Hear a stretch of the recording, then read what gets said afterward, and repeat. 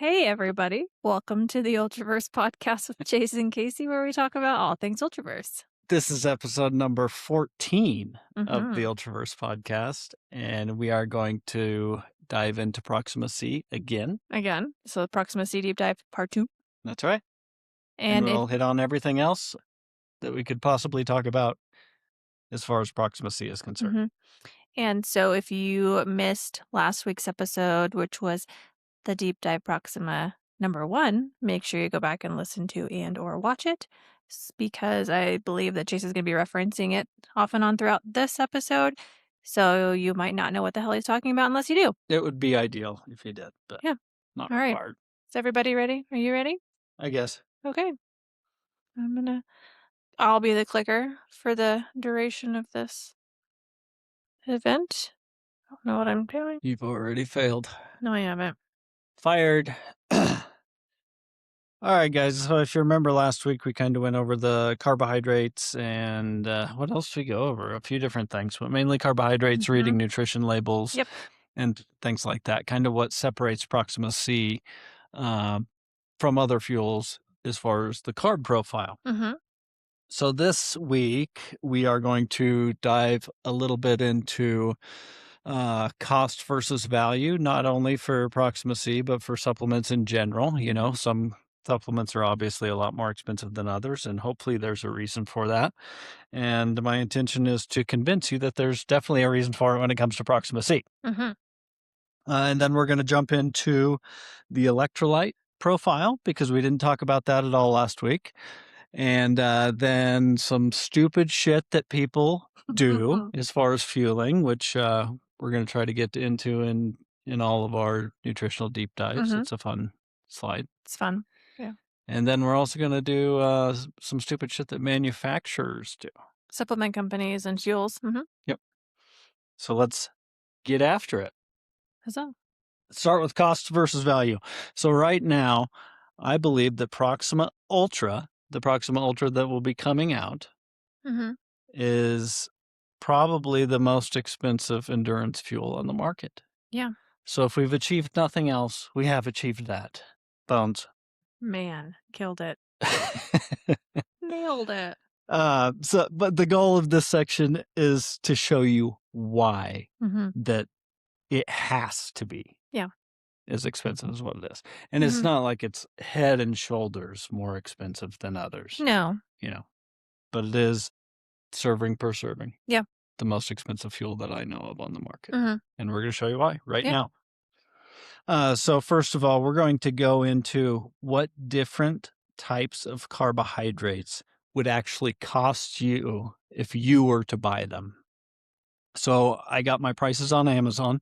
I basically looked for the largest bulk quantity that I could buy on Amazon for the cheapest amount of that ingredient only. Carb specific only. Carb specific ingredient only. It can't be part of a supplement or anything like that. It has to be that bulk ingredient, which is going to lead you to the cheapest price. The time that I looked this up, it was like a week ago. It's going to change a little bit, but for the most part, it stays the same. So first of all, let's start with sucrose. For $1, you could acquire 2,218 calories of sucrose is what this means on the slide. Mm-hmm. And so did you look up the price of sucrose or just table sugar? It's both. I mean, it's the same thing. Yeah. Sucrose is table sugar, by the way, but I'm glad you brought that up just so we can reinforce that. And all these carbs were talked about in the first slide or in the first episode, Proxima C episode. Yep. But yeah, they're the same thing. You can look them up and I mean, it'll just come up with table sugar, right? But that's how much table sugar you could buy on Amazon with $1. Next, fructose. You could buy 610 calories with $1. So a little bit more expensive than sucrose, but still super duper cheap. Maltodextrin, 516 calories with $1.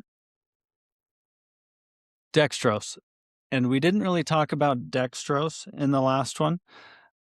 But the thing I wanted to point out that's important to remember with dextrose is that dextrose, for all intensive purposes, is glucose. Chemically, they are identical. So dextrose and glucose, those words are basically interchangeable when talking about endurance fueling. As far as supplements are concerned, you're going to see it as dextrose in the ingredients. Yeah, I don't think I've ever read a label that had glucose in it. No, I mean, Yeah. I think glucose is primarily referring to the active Right. form in the body, you know. Mhm. Um, so dextrose, 324 calories a dollar. Okay, and now we're getting into the Proxima C carbohydrates. Yep.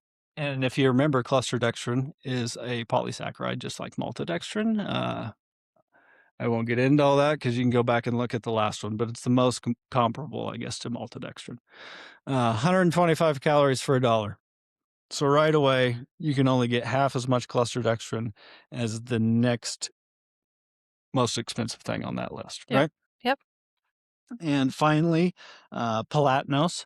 And a word about palatinose is that it's generally kind of difficult to acquire the Mhm. correct version of Just palatinose. like There's actually a plain. low calorie version of palatinose, which you wouldn't want. You Mm-mm. know, I mean, it's for other reasons, Yeah. for sweetening and Yeah. things like that. That's And it's hard to acquire unless you're buying in massive bulk. I was able to recently acquire some, but I had to get it overseas. I had to get it from China. Took like a Mhm. month to It get did. It took here, forever to get here. and it was $57 for 1,000 grams. 1,000 grams, as we learned in the last episode, is 4,000 calories. And so simple math from there, it was 70 calories per dollar, It's which is crazy. an ouchie. Mhm. Remember, this is just straight up carbohydrates. Yeah. Okay, so with all that being said, you can see cluster dextrin and palatinose, two main ingredients in both Proxima C Endurance Fuel and Proxima C Ultra, are by far the most expensive Mhm. things on there. Correct. And look at sucrose. I mean, that's crazy. Yeah. So to take it step further, I'm going to compare the carbohydrate profile cost of Proxima with some of the most popular fuels on the market based on these numbers above. Keep in mind that we aren't even getting into electrolytes or anything else, Yet. you know, Yeah. and nobody is doing what we're doing with electrolytes. Nobody's taking it as far as we are. Our electrolytes are definitely the most expensive out there, Mhm. but But they're also the the best. best, you Yeah. know, we don't pick them because they're the most expensive. We Right. pick them because they're the best. Proxima C Ultra. Okay, so the cost of carbs per container. And me and Casey went back and forth a little bit on how to show this on the Mhm. screen the best Our because brains we were just just work kind of, differently too. yeah, and it just looked confusing to someone who didn't know Isn't what it was a reading. supplement manufacturer, Yeah. like, or a supplement company as well. Yeah. So this was the best way we could show it. Uh, but if you were going to buy those carbs in Proxima C Ultra, you would get 97 calories for each dollar you spent Mhm. if you're going to buy them on Amazon. Mhm. If you were going to buy Proxima C Endurance Fuel, you would get about 150 calories for every dollar that you spent Mhm. because it has small amounts of dextrose and fructose in it. So that does make it a little cheaper than Yep. Proxima C Ultra. And what that amounts to is what you see on this on the screen. Proxima C Ultra for one container of it. If you're going to buy only the carbs, No cluster dextrin flavoring. and PAL, twenty four Mhm. seventy Yeah. five. No flavoring, no electrolytes, Yep. straight up carbs. Yep. And then Proxima C Endurance Fuel, $13.30. Mhm. And that's cluster dextrin, platinose, fructose, and dextrose. Exactly. And so now let us go to what I believe is the most popular endurance fuel for ultra runners on the market. Mhm. I think. Yeah. I don't actually know that, but I think it is. I would assume so. Um, we're gonna call it Fuel A because we're not gonna name the names of these things. It'd be pretty easy for you to figure out if you actually wanted to. But I'm not trying to call anything out or talk shit or anything like that. We're just comparing here. So cane sugar and dextrose are the ingredients. It has fructose from the cane sugar. Right. Because if you remember from the last Proxima C episode, sucrose is glucose and fructose in a 1-to-1 ratio. Mhm. So I started with this one because it's probably the most popular fuel ultra runners use. They claim a 2-to-1 ratio of glucose to fructose. So that would imply that the amounts of each are equal. And the reason we know that is because of what I just said. It's a 1-to-1 ratio of glucose to fructose. And then if you're going to add dextrose in it and claim it's a 2-to-1 ratio, then you have to have the exact same amount of dextrose as you do sucrose. Sorry if that's confusing, but it's easy to figure out from this point. You get 1,271 calories for every dollar that you would spend if you were to buy it on Amazon for these prices. Remember, Proxima Ultra was 97, Proxima EF was 150. This would be 1,271 because it's primarily sucrose. Also, their electrolyte profile, they use potassium chloride, calcium carbonate, and magnesium oxide. These are about the cheapest forms of electrolytes you could possibly get, and they're absolutely suboptimal, which we will get into more in the electrolyte section. That said, they are using all the electrolytes, not just sodium, which is a lot better than some others are doing. They're charging $43 for 3,000 calories of fuel. Proxima Endurance Fuel is $40 for 2,000. Proxima Ultra is $50 for 2,400. And I know that's a lot of numbers, but unfortunately, those numbers are where most people's attention stops, I guess. They look at how much money or how much they are getting, how many calories they're getting for their dollar, basically. But which fuel is actually providing the most value and creating conditions that are optimal for ultra running performance? And I hope the answer is fairly easy. I would hope so. Yeah. But we can break it down a little bit further. $2.36 for one container of Fuel A if you were going to buy just their carbs on Amazon right now. So, I mean, if you could determine profit margin from these numbers, which you can't, obviously, because supplement companies are buying in massive bulk. They have a lot more They pay cost. shipping, they pay for the containers, they have packaging costs and everything like that. Yeah, it's not just straight up buying the ingredients and mixing them in a bowl on your countertop and not paying for any of Exactly. that. Yeah. And minimum order quantities. Yeah. And then are you using a contract manufacturer versus are you the manufacturer? Yeah. But this is the best we can do. So if you're going to turn that into profit margin, the profit margin for Proxima Ultra would be 200%. Proxima Endurance Fuel would be 300%. And Fuel A would be 1,820%. So I know it's a lot of numbers and I'm trying to remember them all. I'm reading them off of here. So I'm sorry if I'm bouncing around a bit. But by those numbers only, one container of Fuel A buys 18, and one container of Proxima Endurance Fuel buys 3. God, So, could you imagine? yeah. Nobody Again, would buy our shit. yeah, I mean, so you can kind of see why people use those, Mm-hmm. and you can kind of see like which company is upcharging Yeah, a massive amount for sure. compared to the Yeah. other, Yeah. Someone has a lot bigger margins. for sure. And like I said, just to reinforce, we aren't picking these ingredients because they're expensive. We are picking them because they are the best Right. ingredients, and science has shown them to be optimal for what we're trying to accomplish.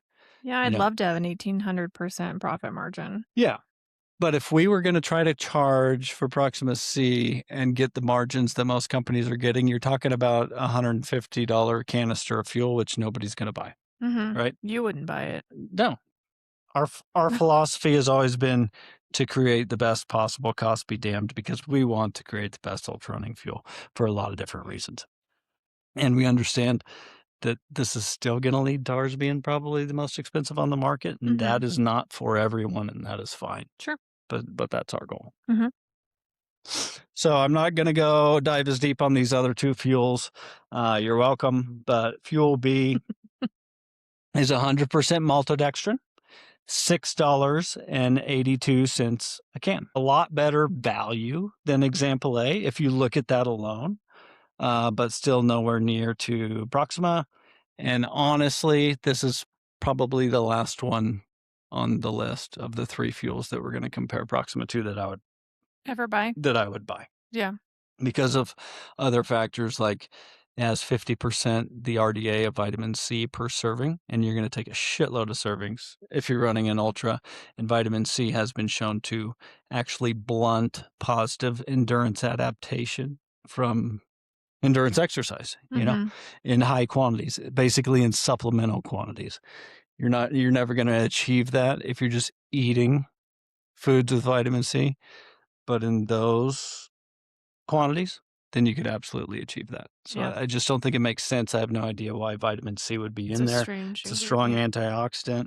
And then also it has xylitol in it. And there's a lot of recent damning scientific evidence about xylitol and cardiovascular health. Mhm. So that's not one that I would touch. I would never put xylitol in a supplement with the studies that have came out. Mhm.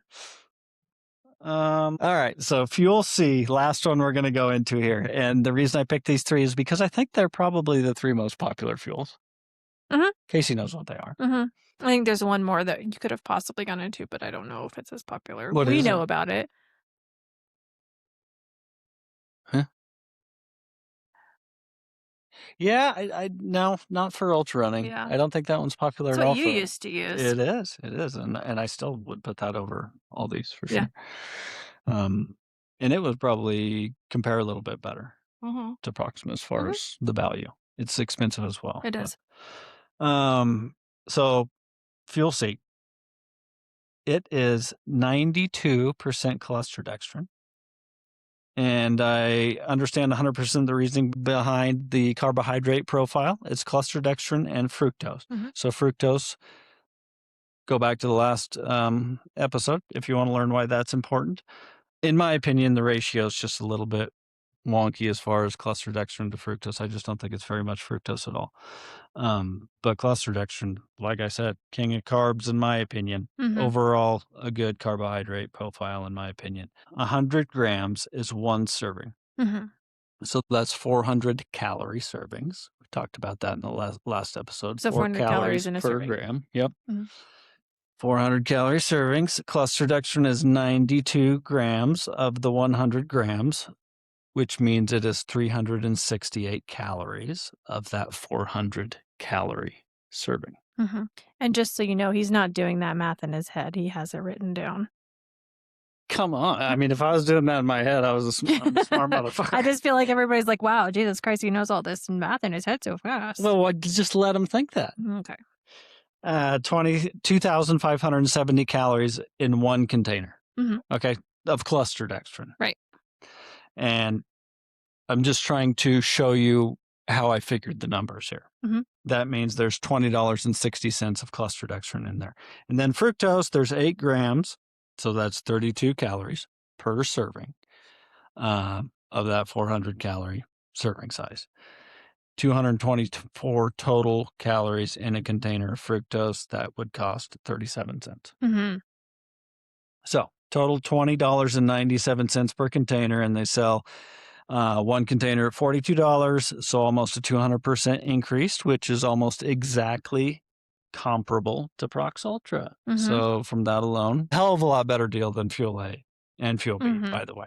Yes. Um, but the issues with this one is they basically have nothing invested in electrolytes. I Yeah. shouldn't say nothing because they do have sodium citrate. Sodium citrate. No, because Darn. we have sodium citrate too. It's the best form of sodium. But yeah, sodium citrate, no sodium chloride. So I'll just go over the issues with this one.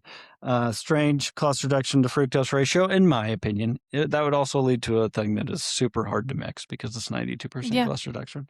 Yeah. But overall, I think the carbohydrate profile is pretty great. Mhm. The electrolyte situation is a real head scratcher.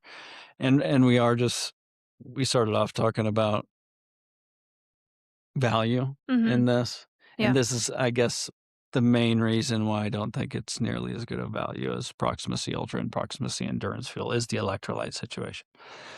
but we're going to dive a little bit deeper into why I don't agree with it as well.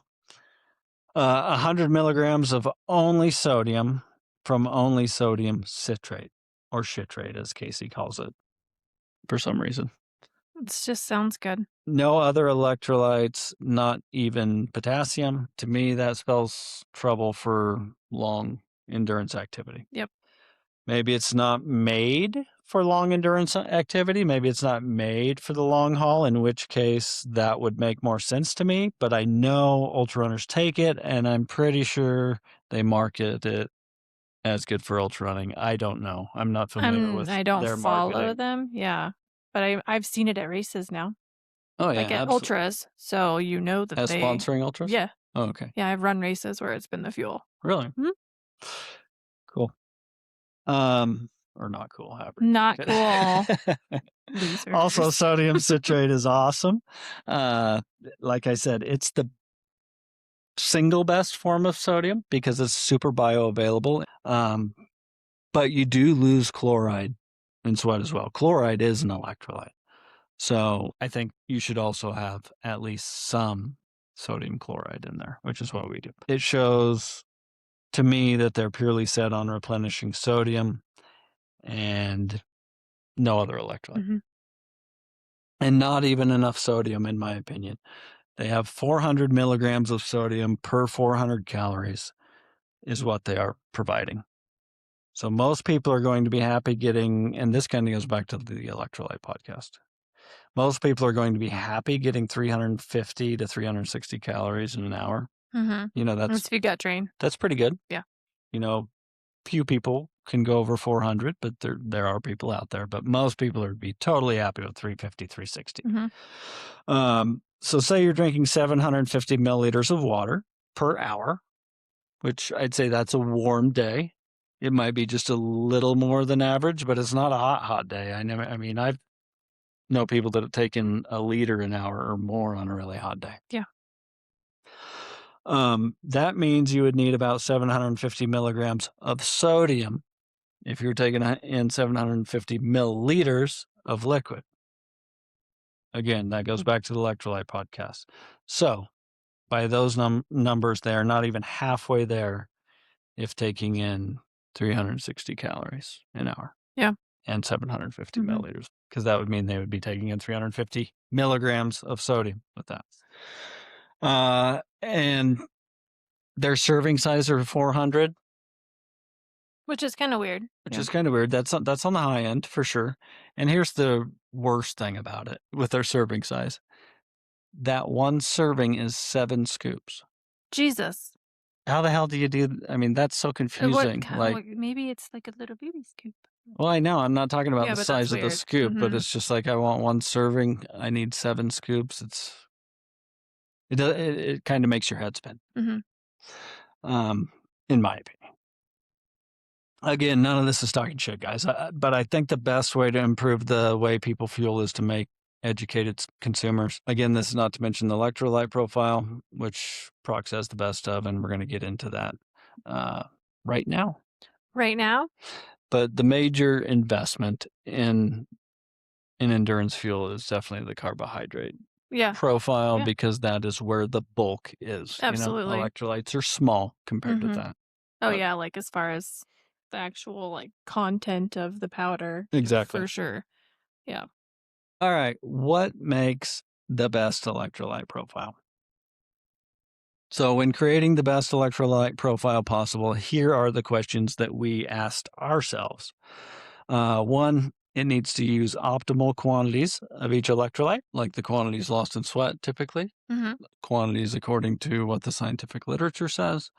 It needs to use optimal ratios of each electrolyte. Again, that goes back to the Ultraverse podcast on electrolytes. Yep. And then it needs to use the best possible form of each electrolyte, taking ultra running performance and common issues into consideration. Mhm. So I'm not going to talk much about number 1 and number 2 because I already did that That was a in whole episode. in the electrolyte thingy. Just know that we have geeked out on those a bunch and we're using the perfect amount. according to the scientific evidence. Yep. In the perfect ratios. But number 3, we did not talk about in the podcast. There are numerous factors to consider when determining the best form of electrolytes for an endurance athlete. And that depends at least a little on what type of endurance athlete they are, of course. We're talking about ultra running. Since Proxima C, both of them were formulated for ultra running. That's what we focused on. Mm-hmm. So, stemming off of number 3, we focused on 3 main points as far as that's concerned. Yep. Ready? Yep. First thing we considered was the gastrointestinal impact of that particular electrolyte. You might be surprised to learn that many of the common forms of electrolytes used in endurance drinks are not the most GI friendly. Any experienced ultra runner knows that nausea, bloating, diarrhea, etc., can wreak havoc on performance. Therefore, in our minds, it's a must to use the most gut-friendly form of each electrolyte. Yeah, and I think we've like hammered that home. Like GI takes so like is the DNF reason more than anything. Yeah, when you're talking about an ultra running fuel, it has to be at the top of the list as far as formulation is concerned. Second is bioavailability. How bioavailable an ingredient is how well it actually absorbs into the body. If it's not bioavailable, then you're basically just paying for something that you're going to piss out. And a lot of companies, and you see this all over in the Vitamins. supplement world, especially in vitamins. Yeah, multivitamins. There's a lot of the forms that are used that are not bioavailable at all. And the question is, why do companies use them if they aren't? Because they're cheap. The answer can only be one of 2 things. Either they don't know, incompetence, or it's just they're trying to go cheap. And then the last thing that we consider when choosing the best electrolyte forms is performance, of course. And this is in the order of choosing them, I would say. Importance. Yeah. Yep. So if certain electrolytes, if all other things are even, improve endurance related performance, then we use those over other forms. And if electrolytes do increase endurance related performance, then it's very minimal, which is why we put that last, because there's just not a whole lot of them in there. Yeah.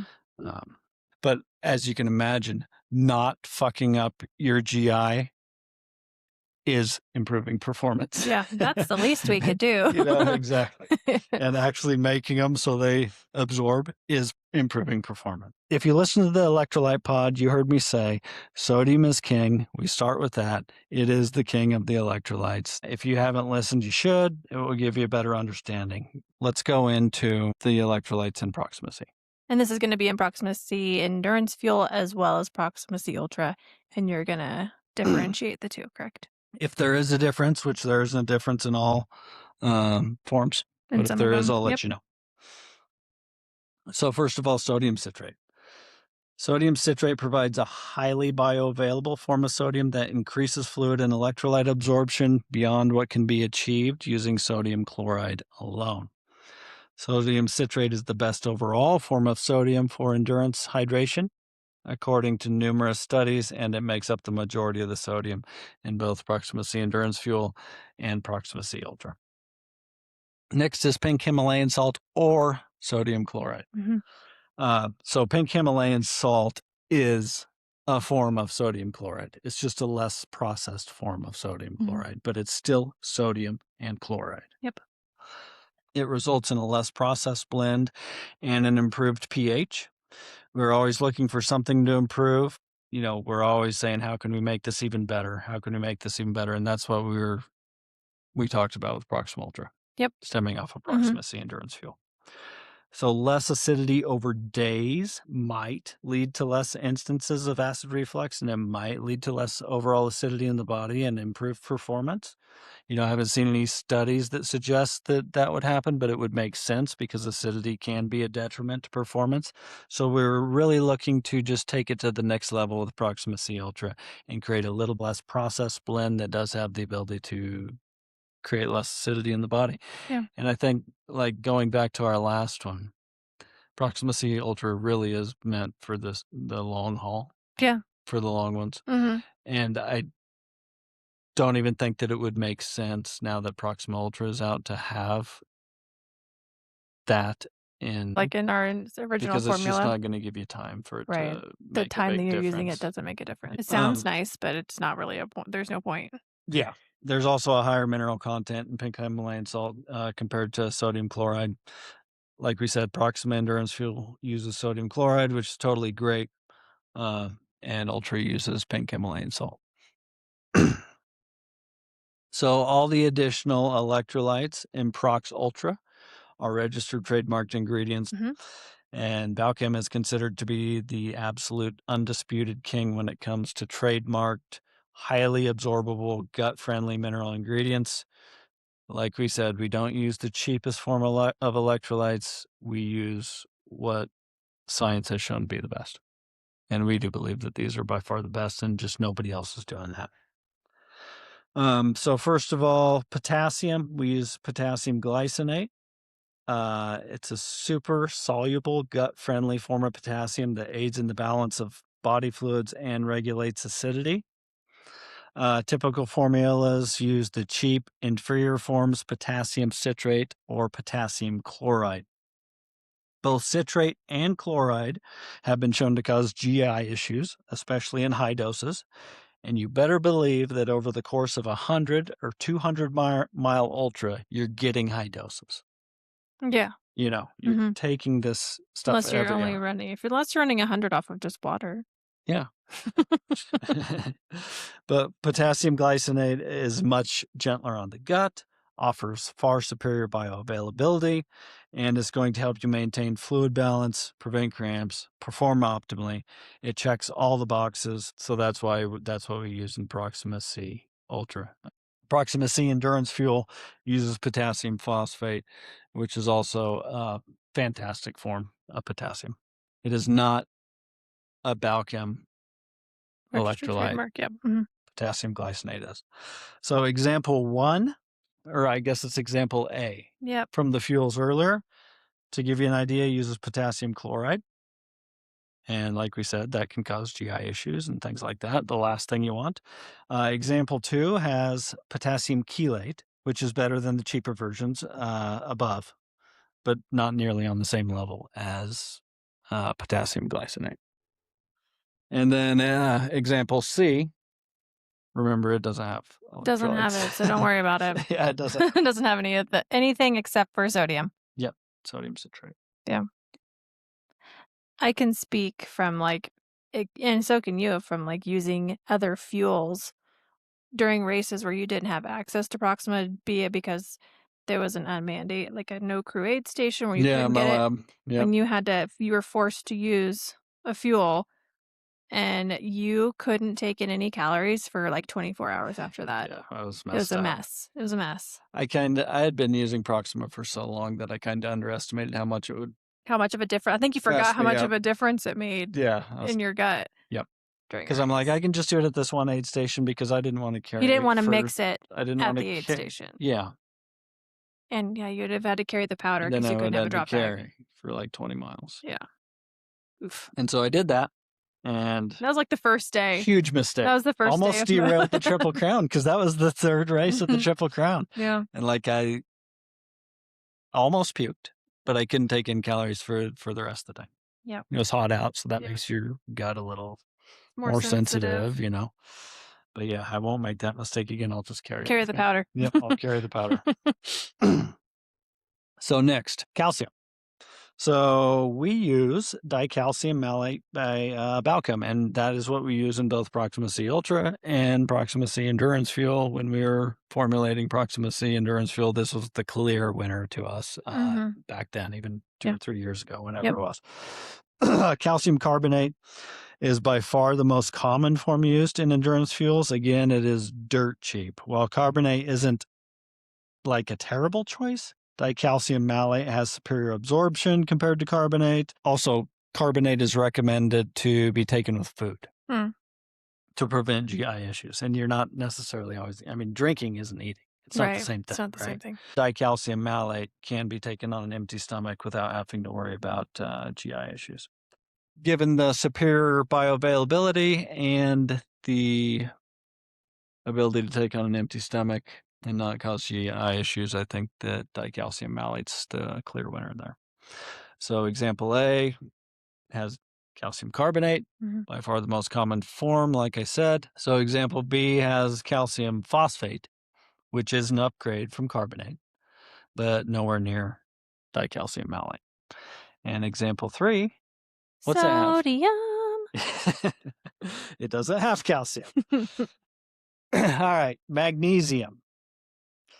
Magnesium bisglycinate chelate That's a mouthful. by Balchem is what Good we job. use. Magnesium bisglycinate chelate. So magnesium citrate and oxide are what are commonly used. Oxide and citrate are super cheap forms of magnesium, hence the high usage. Citrate can actually cause a laxative effect. That is not what you want in ultra when your gut is already vulnerable. Nobody's going in with the Popping goal of having the laxatives. shits, you know? Magnesium oxide, on the other hand, has super poor bioavailability, as in like as little as 4%, according to some studies, absorption Oh, rate. fun. Other forms such as phosphate, hydroxide, and carbonate, there's a lot of different forms of each electrolyte, guys, are nearly useless due to their terrible bioavailability. Sulfate, another form, often results in diarrhea as well. So magnesium bisglycinate chelate is our clear winner because it has superior bioavailability and is very gentle on the gut. Mhm. Example 1 has magnesium oxide. If you remember, I'm sorry, example A has magnesium oxide. If you remember, it's basically useless because it's not going to absorb. Example B has better than the cheaper versions noted above, but not on the level of the Balchem. Again, I will say that example B has taken theirs up just a notch compared to the others and Mhm. compared to most, but still not even close to on the Right. same level as Proxima. But you said you wouldn't touch their carbs with a 10-foot pole. No, I said I wouldn't. Yeah, I wouldn't touch the carbs with the 10-foot pole or the xylitol or Mhm. the vitamin C. So they got the electrolytes okay. The electrolytes are okay. And I'm just looking at the forms. I didn't even really look into Like the the quantities. quantities. Yeah. I know example A has nice quantities of these electrolytes that aren't going to absorb. Mhm. Is that a Or give thing? you the Is shit. that a thing? But if they were to absorb at a good rate, they'd Yeah, be if they the had the right right one. form. Yep, Yeah. yep. So there was some research done there for sure. And then example 3, or C, no electrolytes. Sodium. Sodium. We got sodium. Not much of it, but we got it. We got some. Okay, so I hope you can see how much time we spent on that. That was a mouthful. I alone probably have over 500 hours on Proxima. I know I have. That's not counting like what I learned about nutrition in my degree. Like during That's just school. Proxima hours, Mhm. maybe 1,000. Who knows? I didn't count on that. So for Proxima Ultra, the result is a carbohydrate and electrolyte profile that is entirely made up of registered trademarked ingredients, aside from sodium citrate. Actually, our pink Himalayan salt is also a registered trademarked form of pink Himalayan salt. Mhm. So aside from sodium citrate, which registered trademarked sodium citrate just isn't a thing, every other ingredient is trademarked because cluster dextrin and palatinose also are. Correct. Why does that matter? Trademarked ingredients are manufactured to higher quality standards than randomly sourced ingredients. They come with significantly more scientific backing, and they ensure precise consistency as every batch must deliver the same level of potency and, as a result, effectiveness. Nobody takes it this far because nobody wants to cut into their margins. Because let's be honest, like I said earlier, nobody would buy a $150 bottle. So you simply can't even think about making 500, 1,000, 1,820% Mm. profit on a bottle with something that has this caliber of ingredients, Mhm. I guess. Yeah, absolutely. So Proxima Endurance Fuel, to continue to differentiate here, is mostly trademarked ingredients. Remember that there's some fructose and dextrose in there, but palatinose and cluster dextrin are trademarked, and most of the electrolytes are Mhm. as well. Yeah. Not your favorite part. Yeah, everyone's favorite part. Let's talk about shit people get wrong. Shit people get wrong, referring to endurance fueling. I know the first thing. Whoa. They don't be a pussy. They don't be Mhm. pussy. That doesn't make sense. Don't. They be pussies. They be pussies.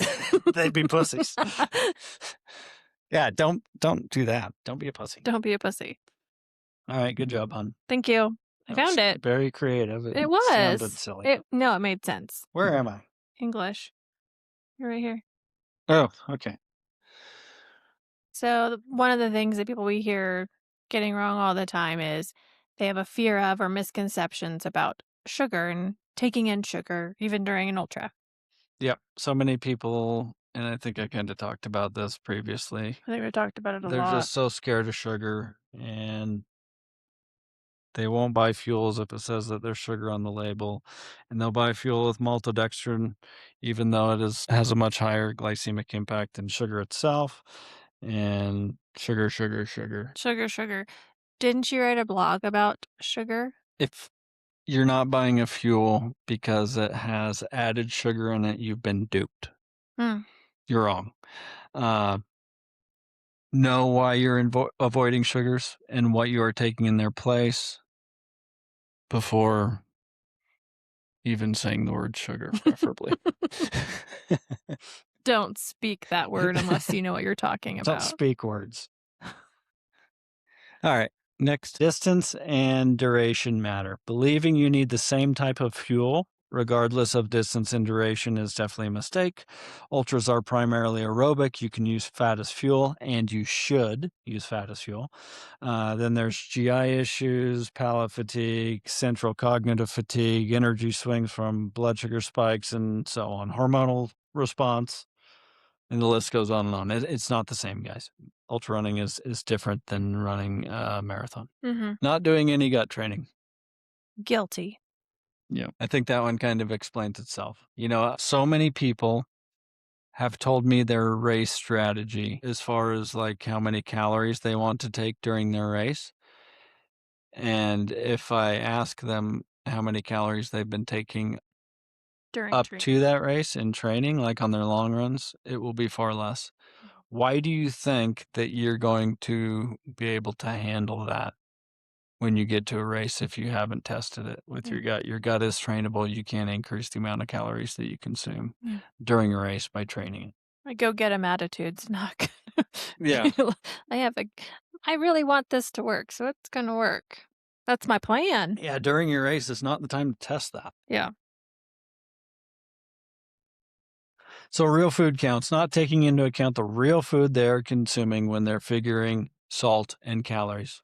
Sodium per liter Mm-hmm. is how you want to do it. Mhm. And, you can do calories per hour. That's fine. But real food counts for both of those things. Correct. If you're grabbing a handful of salty chips. Yeah. So you can't That say I'm counts. taking 350 calories an hour of Proxima, and then you go eat in that burger. same hour a burger, and then you try to jump right back in with your 350 calories an hour of Proxima. That's a lot more calories than Mhm. 350 calories an hour. So if you have gut issues from that, that's on you. Not super surprising. Yeah, Yeah. exactly. So this is a huge one, guys. Believing that you must take in real food, or that taking in real food during an ultra is somehow better, healthier, and so on.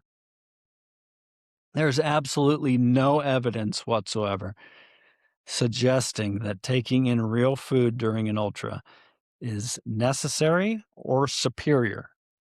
There is evidence that real food is more difficult to digest during endurance activity Mhm. than calories taken in liquid form or in gel form. This is because the liquids and gels require far less digestion. I mean, it makes total Oh, yeah, sense. like the work that your stomach has to do to process it. Exactly. A stomach that's already, You're asking a lot of your stomach to start with. yeah. Yeah. Blood is diverted away from your stomach during an ultra to fuel working muscles. Mhm. So that is why digestion is inhibited. I can't tell you, though, how many times at aid stations I've heard crew telling their runner, "You have to eat, you have to eat, you have to take in real food." You're not leaving until you eat this burger. Yeah, exactly. Mhm. It's bullshit, guys. It Yeah. really is. You don't. Now, if you want to and you can handle it, Yeah. then awesome. Be my guest. I'm not trying to tell you how to run your race or trying to take away something that is enjoyable for you during Right. the race. If you like to treat it like an all-you-can-eat buffet, then do that. But it is not necessary. You don't need it, and it's probably for most people Detrimental. detrimental. Yes. And that's if you're fueling with Proxima or another high quality fuel. It's not necessary. Yeah, You have to exactly. fuel some Yeah, way. you got to Don't get let some. don't let people think that we're saying you don't have to fuel some way. You do. If you wanna do it with Yeah. food, then that's Yeah. fine, but, it can all be with liquid. Yep. You don't have to get real food. But the old adage that an ultra needs to be, uh, eating competition is just not true. Yes, increased carbohydrate leads to improved finishing times. That's a fact. But that carbohydrate can come from any source, and carbohydrate is the primary concern, by the way. Protein can prevent some muscle catabolism, or some muscle breakdown, which is important, but more important in training, in my opinion, than during a race. And you can do that other ways besides eating a cheeseburger. God. Ugh. But ultimately, protein and fat are going to slow digestion, slow gastric emptying time, which is going to lead to more instances of GI issues. Mhm. Fat is almost entirely useless during an ultra. So just know that when you're pounding down one of those cheeseburgers, all that fat and protein are likely negatively impacting an already blunted digestive system for basically no reason other than satiating your hunger. Again, that's fine. Yeah. Uh, but you do not need to replenish fat during an ultra. You have plenty on your body. Mhm. Fatty. He didn't mean that. Do you wanna get into the difference between, like, fueling how that doesn't apply in, like, a multi-day race, Yeah, that's a really good point. And it can apply during a multi-day race, depending on depending on who you are and what you wanna do. yeah. But for me, it doesn't apply during a multi-day race. I do eat during multi-day races, and this is I guess this is really just more about me. During 100 or any race where I'm not sleeping, basically, Mhm. uh, I won't eat anything. No I will solid only foods. drink because I have a pretty sensitive stomach. I can pound down Proxima C at 350 to 400 calories an hour, no problem with no issues whatsoever. But if I eat, I'm going to be puking Mhm. probably. At least I'll be bloated and stuff, and it will negatively impact my performance. Yeah. That said, during a 200 miler, like at the Triple Crown, if Mhm. I'm sleeping, then I will eat. Yep. I'll eat and then I'll lay down and I'll take a, however long that Yeah. hour and a half, Yeah, 30 and minutes, yep. because I will have time to actually just digest Digest that some of all that. before I Mhm. get going again. And, it can be a mental upper Yeah, for to sure. eat some good Yeah, I was gonna food. say we'd like if I'm pacing you and you're not sleeping before that section and we get to an aid station, we'll eat something, but like we're not moving fast Yeah. at that point. We're basically hiking versus moving quickly on And the the trail. slower you're moving, the Yep. better your digestion can be. Correct. The less blood is diverted away Mhm. from working muscle. Yeah. So, yeah, that's a good point as well, for sure. Good. Good, good. Next point. Next shit people get wrong. Yeah. Size changes, guys. So should fuel. So this is something I saw not too long ago on Facebook. Mhm. Someone going on a rant about a fuel that's been out there. This company slash this fuel has been around for X amount of years. They've been doing this for a long time and haven't changed. They must be doing something right. Blah blah blah. That's why I go with them. So I want you to think about this logically in a different way. If you went to the doctor and he diagnosed you with something like a chronic disease, something bad, Mm. or other I have something in my mind. serious Yes. shit, Yeah. And he said, okay, you have two options. The first option has been around for a very long time, and it used to be the gold standard. The second option is far superior to the first, according to all the current scientific literature. It has been tested again and again against the first and leads to better outcomes, like always. Who the hell would pick the first stuff? Right. That is exactly what we're talking about here. I mean, that's stupid and it's not an argument. It's just saying words and it screams lack of knowledge. Yeah. And that is the exact comparison that we're talking about Yeah. here with clusterdextrin versus maltodextrin Mhm. versus sucrose versus these other things with these electrolytes versus these electrolytes. Yeah. Okay. And the fuel that he was talking about is one of the fuels on this list, by the way. Yeah, but science changes. Science changes, so should the ingredients in your product. What the fuck is clean? Another thing that people always say, I like to use this because it's a lot cleaner.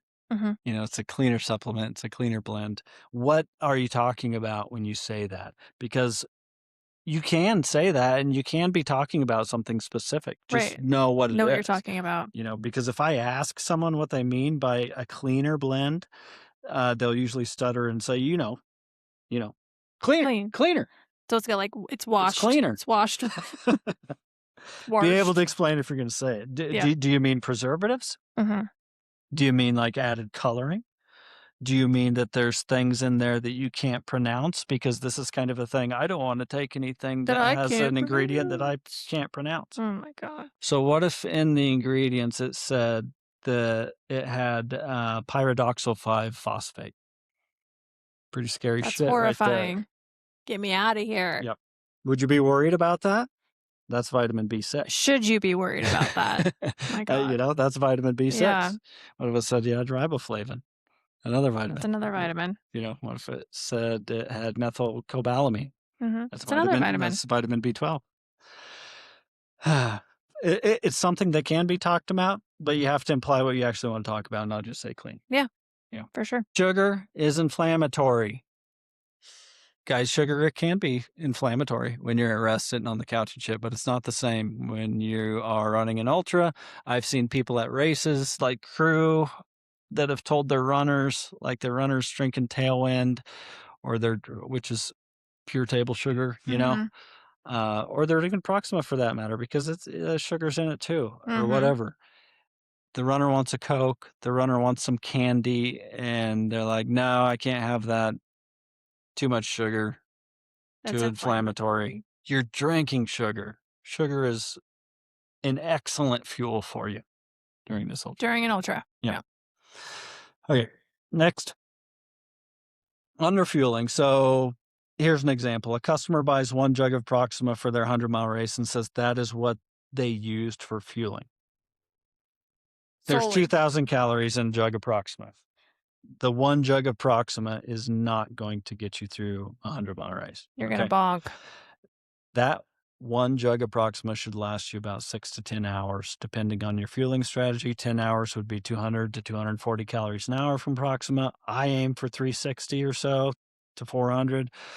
So that means if a race takes me 24 hours, I'd be taking in over 8,500 calories from Proxima, which is about 3.5 to 4 containers. Mhm. Now, many people eat at the aid stations, and like we said, that's fine.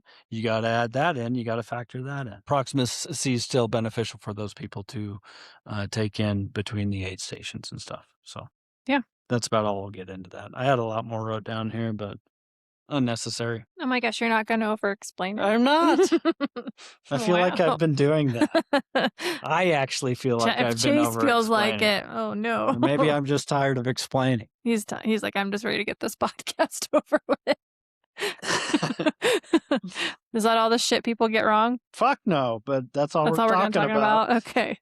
But we've got a whole nother slide. a whole nother slide. Shit fuels and supplement companies get wrong for ultra runners or for their target audience, but we're talking about ultra running. Correct. Number 1. I think a lot of people misuse clusterdextrin, and if you watched our last one, you saw some misuse there, but that's not even what I'm talking about. That was just putting clusterdextrin in there in a very small Just to quantity, say that just you to have it say in that they there. had it. Yeah. But I'm talking about combining clusterdextrin with high amounts of like maltodextrin or sucrose and claiming that that particular blend is the best for ultra running. It still could be really good for other things. Clusterdextrin is the best overall carb for ultra running. But in my opinion, it needs to be combined with something that breaks down into at least some fructose to take advantage of the GLUT5 transporter. And I think that combining with a super high glycemic thing like maltodextrin doesn't make a whole lot of sense either, because you're kind of just taking away your ability to burn fat as fuel. Electrolyte issues. First of all, some companies will use just sodium citrate and no sodium chloride in there. Example C did that. You do need to replenish chloride. People go cheap on electrolytes, or companies go cheap on electrolytes and use inferior and possibly even detrimental forms, which we talked about that. And then just not enough electrolytes and a limited profile, and claiming that it is an ultra running fuel. Electrolytes. Just because it has electrolytes, Yeah. Yeah. So, like I've mentioned, it's probably, it is totally fine for other shorter endurance sports to use just sodium, but you will deplete other electrolytes during super long duration endurance activities like ultras. Saying that electrolytes besides sodiums are lost in such low concentrations during exercise that they can be replaced with your daily diet is, in my opinion, using a cookie cutter approach. Ultra running cannot be compared to a 1 to 2 hour workout. It Right. can't be compared to the science that we see with half marathons. Yeah. Or 30-minute endurance sessions. These low concentrations add up in 12, 24, 48 hours, multi-days, and do need to be replaced. Magnesium depletion caused by long-term ultra-like endurance activities alone causes muscle cramps. Additionally, does the individual come into the race or the training session with a deficiency already? Often. Often. Yeah. Exactly. Digestion inhibitors. This one's going to piss me off. And I don't see that much anymore, No. to be fair. I think that evolution took care of that problem. Yeah, they did. That company wasn't around very The evolution of fueling took care of that problem. There used to be a fuel out there that was used for a major race that I did in 2020, that had protein whey and protein. fat in it. Whey protein, I think. Yeah. Or was it like milk? Like basically like powdered milk or something in it. Yeah. Yeah. Something like that for protein. That's a digestion inhibitor. It's a really stupid thing to put into a fuel. Yep. Do it separately, but you shouldn't be constantly taking that. Yeah.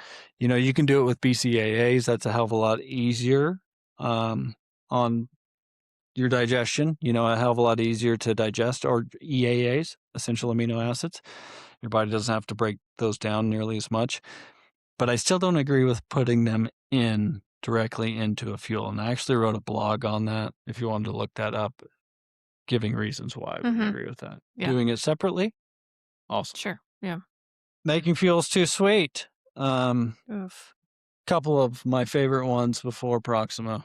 That was the big deal. Yeah, I remember there was a race I was running and you were in charge of like changing out my handheld, and you handed me one of that, and it literally just like punched me in the face. Yep. How strong it was, and I couldn't drink it. I think I finished that lap and gave it back to you and said, I can't drink this, it's too strong. Yep. And that was just in 12 hours. And it wasn't mixed that strong. No, because I don't take, I underfuel. I'm very guilty of that, but yeah, it was awful. And that one had a good carbohydrate profile. It did. But that was the main I couldn't problem. handle how much flavor there was in it. Yep. And not just flavor, just sweetness. Yeah, the sweetness. Hyperglycemic. Too high of a glycemic index, basically. Fine for half marathons, etc. Like I mentioned in the last pod, not fine for 100 milers or lower intensity things, because you're going to totally shut off fat burn. Yep. We could do a whole podcast on why fat burning is important. Maybe we will. For ultra running. Using unhealthy sweeteners. And this goes back to the xylitol thing. Example B. Mhm. And this company has tried to defend the use Oh, really? of this xylitol as well. But xylitol has been shown to cause digestive issues, impairs clotting abilities, and increases risk of cardiovascular events, according to the latest scientific research. Um, and this is a quote that I'll read to you. Our studies show that elevated blood levels of xylitol contribute to heightened platelet reactivity and are associated with an enhanced risk of cardiovascular events like heart attacks and strokes. And I hope this serves as a calling for new regulatory guidelines to improve labeling mandates and remove xylitol from GRAS status. GRAS means generally recognized as safe, which is a status they give to sweeteners and things like that, Ingredients, yeah. ingredients. So that quote was by senior study author Stanley Hazen, MD, PhD, chair of cardiovascular and metabolic sciences at Cleveland Clinic's Lerner Research Institute and co-section head of preventive cardiology in the Heart, Vascular, and Thoracic Institute. Woof. Sorry, example B. B. That dude knows more than you do. Next, sacrificing what is optimal for profit margin. Obviously, no explanation needed there. That Mm-mm. is going to happen forever. Yeah. That's never stopping. Nope. All right, let's talk about. Should I sum this up first and then we do our Sure. dives? Sure. Okay. So, in summary, what we have created here, guys, is something that, in our opinions, cannot be topped. In order to top an endurance fuel, you have to use higher quality ingredients or use ingredients that have more high quality studies indicating effectiveness for the intended type of exercise. Neither of those things do we believe can currently be accomplished because neither of those things currently exist.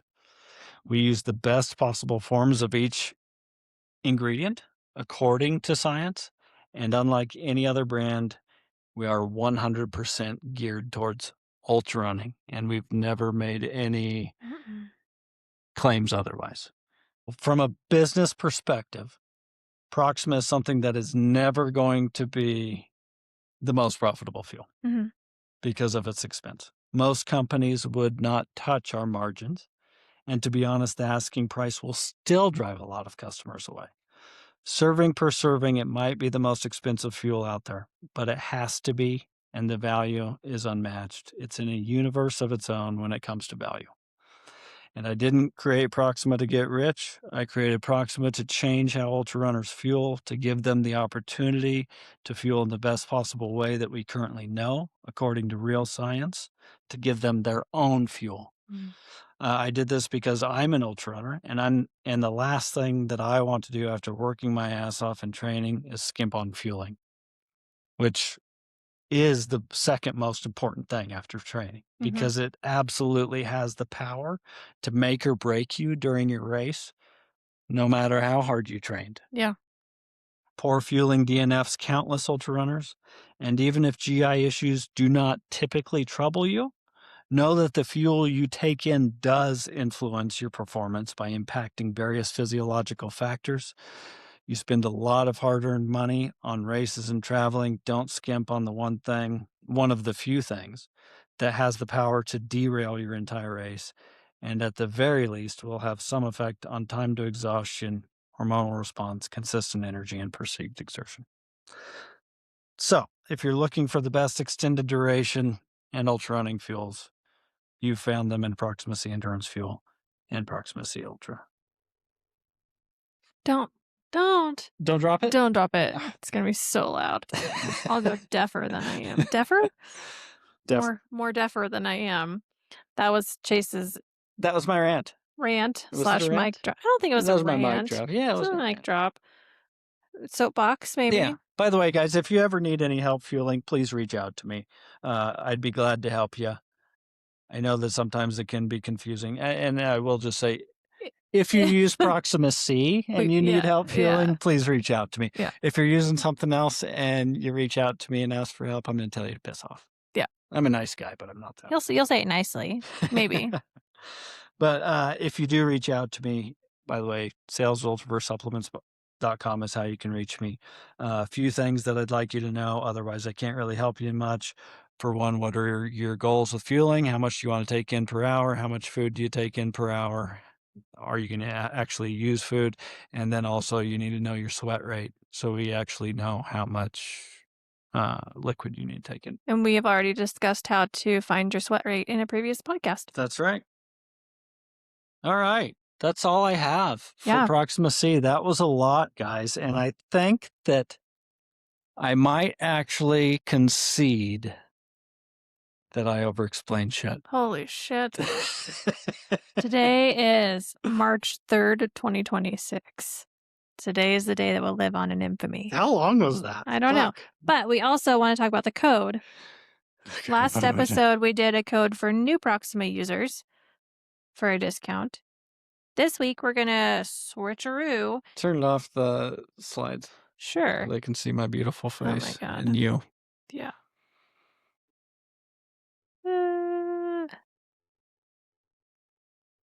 This week, we're going to do a discount code for people who already are using Proxima. We want to thank those who use Proxima, know that it's great, want to continue using it. Chase, what do they do and how much do they get off? Let's give them the same amount off. Yeah, so we'll give current More Proxima off? users a 25% discount, but we can't make a coupon code because we're not that smart and our computers aren't that smart. So you're going to have to email us to get the code, and we will make you a discount code for a single user, one-time user. Up to 3 bottles. Up to 3 bottles, same as the last week. That way you can get some free shipping. And we'll get you 25% off Proxima. Again. That's right. Fun announcement. Free sun shields. Oh, yeah. We came to an agreement with a fun sponsor for all of our races. It's a great, great product, free sun shields. They're going to be the official sun shirt of all Ultraverse events, which is pretty awesome. So if you order a sun shirt, that's the brand you're getting. And they are an absolutely awesome brand. They are. We used them at Cowboy last year for our first time. Cowboy 200 only, I believe. Yeah, Cowboy 200. Yep. And they were just head and shoulders above any other brand that we had used. They're so comfy. Like, we got to try to figure something out with these guys. And so now they will be at all Ultraverse supplements races. So we are pumped about that. Yeah, and the cool thing about them is like they're not printed on it. We do it so it's sublimated, so it's like part of the fabric. So you don't even know that the logos and stuff are on there. And it's just so comfortable. Yeah, they're great. The logo will never like flake off. Yeah, like some of them it just do, makes it last and longer. then you just can't feel it. You can't feel it. Can't feel it. So comfy. But yeah, we're super excited about that. A great product. Heading to Skyline Scramble soon. Wow, you even said it like a scramble. Yeah, scrambled it up. Yeah, we're heading to Skyline Scramble this weekend. We're going to be timing it. Should be a good time. I think it's a sold out event. If not, they have like a couple spots left. Registration closes on Wednesday, which the podcast will be out by then. And we're not sure if we will get around to getting a podcast next week. If we do, it'll be something short and silly, probably. I don't know. We might come up with something. But we are leaving for Skyline in 2 days. And after that, we are heading to scope out a potential new race. We are going to an unknown location to do unknown things. That's right. To do undisclosed, looking at undisclosed things. That's right. Don't want to tell them about it? No. It would be a doozy. Should it happen. Yeah. It will be very different from any of our other races. Yep. And in an entirely different state. An entirely different state. So stay tuned for that. Yeah, that'll be fun. We'll probably post some teasers while we're out there. See if you can guess where we're at. Yeah, that's a good idea. And like maybe what our plans are. We've told a couple people, so if you say anything, we'll punch you in the throat. Don't ruin our surprise. So watch the Ultraverse Facebook page for potential little teasers about that. That avocado on your shirt's cute. Thanks. All right. I think that's everything that we have for this week. We sure hope so. That was a lot. Thank you guys for listening. Thanks for bearing with us. And we will hopefully see you next week. Maybe not. But if not, the week after. Thanks, guys. Thanks, guys.